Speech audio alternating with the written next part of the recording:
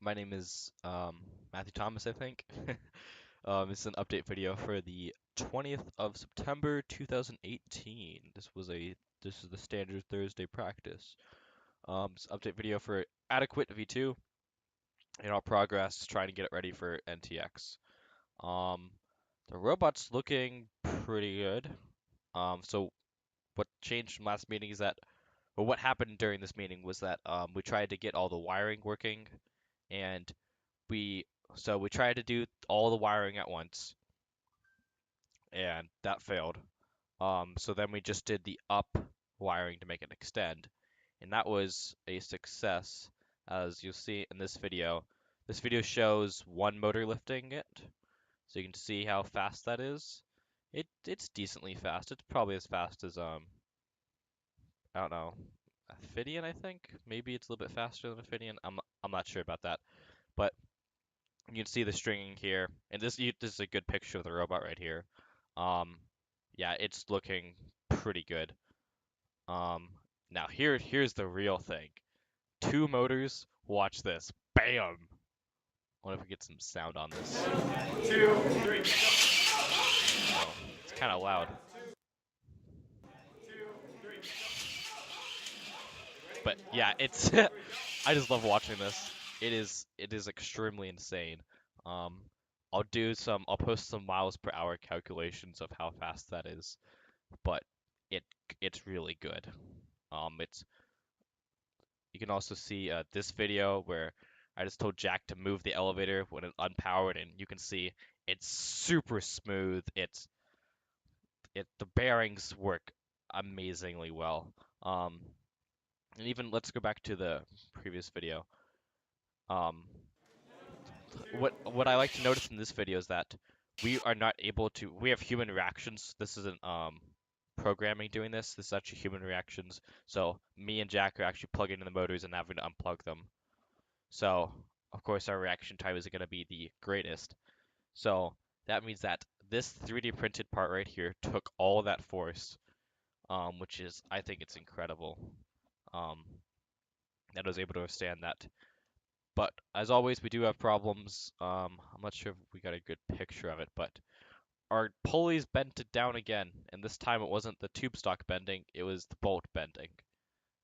And the 3D printed part still hasn't broken yet, which is absolutely incredible.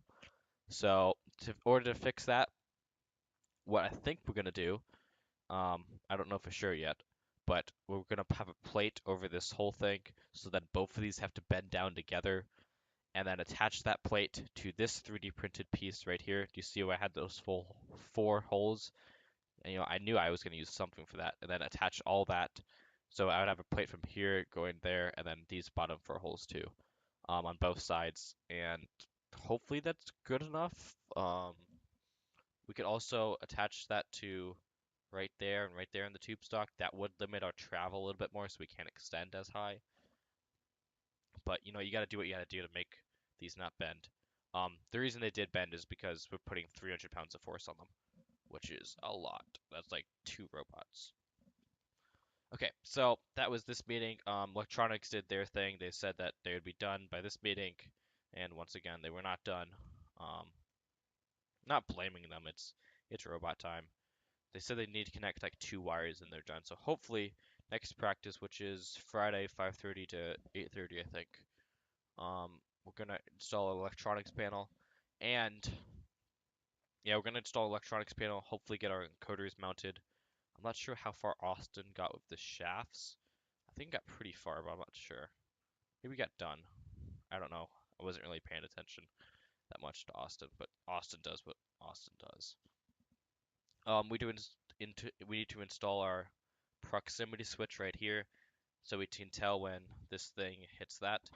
Um, we need to our the arm potentiometers. One of them broke because a rookie tightened it too much. I mean, like it happens. Just reprint it. It's not that big of a deal.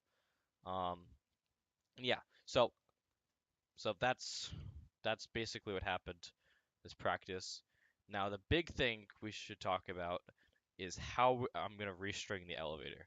So it turned out when I built the elevator, I built it correctly. okay. When I designed it correctly. What I've been wiring it kind of correctly too. But the essential thing that I forgot when wiring it was that this pulley and this pulley had to stay perfectly synchronized. And um, I didn't I didn't really think about it, but they would actually never stay perfectly synchronized because for when they're not physically connected. Um, and each these assembly things have different amounts of friction because of like random facts. I don't know exactly what it's because of, but yeah, I thought they would be perfectly synchronized. I took that as a constant, but they're not, and that's where we're getting all of our problems. So instead of having like one huge, like having all the ropes and strings be like one continuous thing and stuff like that, we're gonna do four individual lines. And hopefully this will allow us to diagnose the problems easier and fix it easier if it has any problems. So what if I show the video again, is this the alright, this is the fast one. Here's the one motor one. So the what I like about this one is that this is only running one motor, but it can still extend and stuff.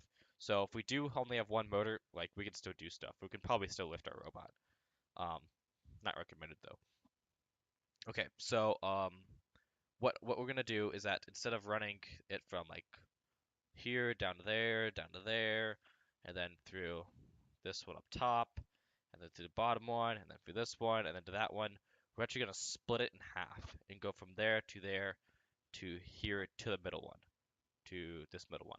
And they're going to have two sets. So the rope is going to end there, and another one is going to be going on this side. So what that means is that it's going to do is all that needs to be synchronized are these two. And these two are actually on the same axle, so they mechanically have to be synchronized. So if we get, so we what we can do is we can work on this side, test it out, see if that one works. So this side works, then doing the other side and getting the other side synchronized should be just the same. Um, the reason, so this was actually my original plan to do it, but after talking to my FTC team a while, they recommended that I connect them. Um, and what that would do is that would lead to no dead zone. So what a dead zone is that when the cables switch from um so like here, I'll show you. So if the robot if the robot arm is facing like this direction, then the elevator wants to go downwards because gravity wants the elevator to go down. But if the elevator is facing or if the arm is facing this direction, then the arm wants to go downwards like this because that's what gravity wants it to do. And since we have two separate strings, one pulling it up, one pulling it down, we can never get those perfectly tight, perfectly tight together. So there's always going to be a little bit of distance between where each one of them is tight. So it could move like this amount before it actually gets tight on both lines. So that's why I had them all in one, and that would minimize if not completely reduce that. And that's what I did on a previous bot I built. But that on that bot we had a lot of really cool programming stuff going on to make sure that these two are perfectly synchronized.